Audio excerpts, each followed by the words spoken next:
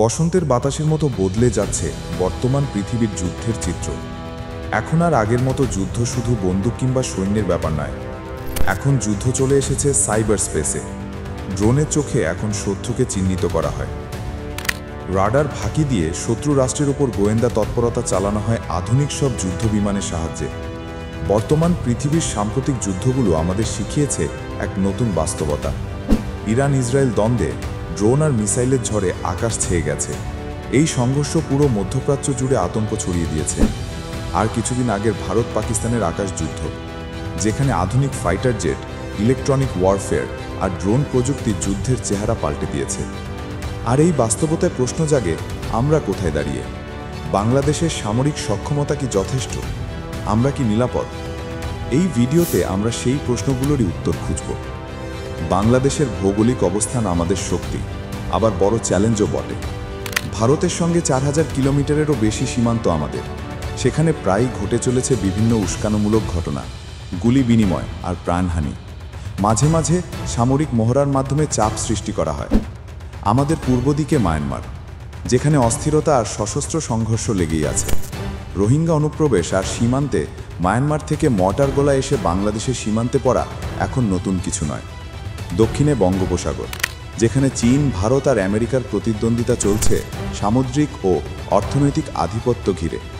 নৌ নিরাপত্তা এখন কৌশলগত অস্তিত্বের লড়াই হয়ে দাঁড়িয়েছে আমাদের জন্য। এই যখন প্রেক্ষাপট, তখন আমরা কি প্রস্তুত এই বিশ্ব রাজনীতি আর আধিপত্যের লড়াইয়ে নিজেদের অস্তিত্ব টিকিয়ে রাখতে? সাহস আর পেশাদারিত্বে আমাদের বাহিনীগুলোর ভূমিকা প্রশংসনীয়। জাতিসংঘের শান্তিরক্ষা মিশন সহ বিশ্ব শান্তি রক্ষায় বাংলাদেশের সেনাদের অবদান চোখে পড়ার মতো। কিন্তু নিজেদের ভূখণ্ড রক্ষার জন্য প্রযুক্তি আর কৌশলে আমরা অনেক পিছিয়ে।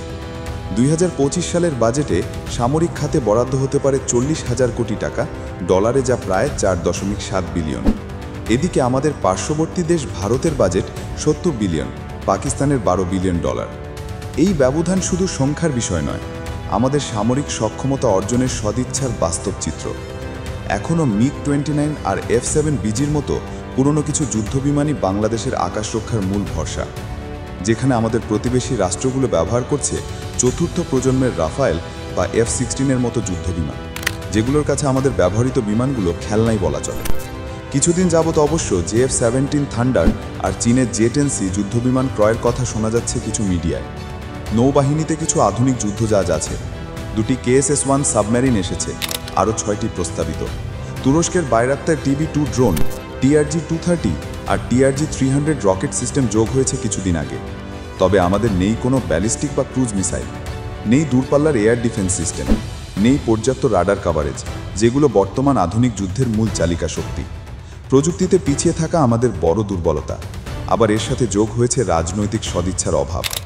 সেনাবাহিনী আধুনিক হতে চায়, কিন্তু রাজনৈতিক সদিচ্ছার অভাব আর দেশের বর্তমান রাজনৈতিক অস্থিরতাই যেন দেশের সামরিক উন্নয়নের পথের সবচেয়ে বড় বাধা।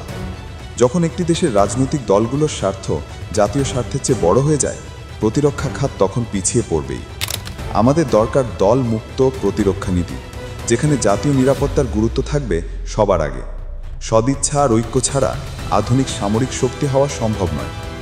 ইরান ইসরায়েল সংঘর্ষ আমাদের শিখিয়েছে আধুনিক ড্রোন আর মিসাইল যুদ্ধের গতি কিভাবে বদলে দিতে সক্ষম। ভারত পাকিস্তান আকাশ যুদ্ধ আমাদের দেখিয়েছে JF-17 আর J-10C'র মতো যুদ্ধবিমান আর BVR প্রযুক্তি কিভাবে যুদ্ধের ধরন পাল্টে দেয়।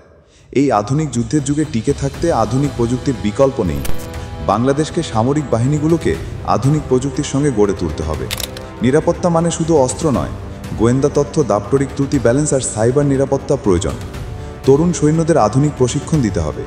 দেশীয় প্রযুক্তিতে ড্রোন আর নজরদানি সিস্টেম তৈরি করতে হবে আমাদেরকে।